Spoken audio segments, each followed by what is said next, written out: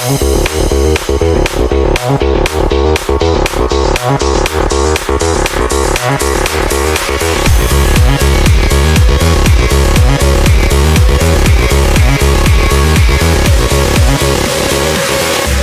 hey guys, today we're taking a more detailed look at the Cuts CSGO style butterfly knife.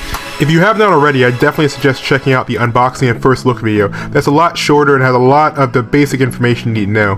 But now that I've had more time with the knife, I'm going to give you a detailed, in-depth review. First, open, it's 9.5 inches, close, it's 5.5 inches.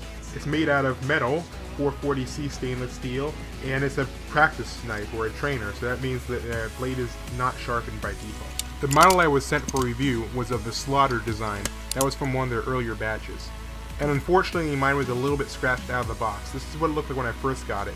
Apparently there was a teeny bit of metal left over on the handle, and that scratched the blade, and when I started to flip it, it scratched it a little bit more. After spending a few seconds filing down that spot on the handle, it would no longer scratch the blade.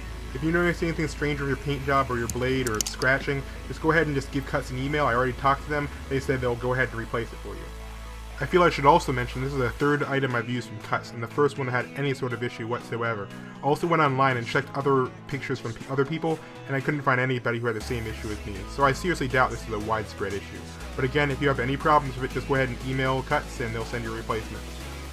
And my favorite thing about these knives has got to be the finish. This isn't any cheap spray paint, so this isn't going to chip or scratch easily. This is a type of resin which coats to the blade, so it's really, really nice and it's really hard to scratch.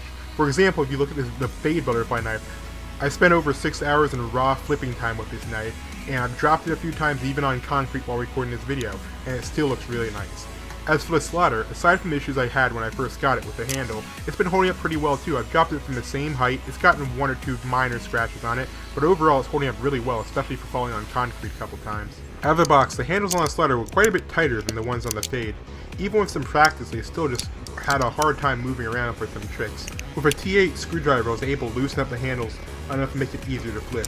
The screwdriver is not required to use this knife, but it can save you a little bit of time if you don't feel like breaking it in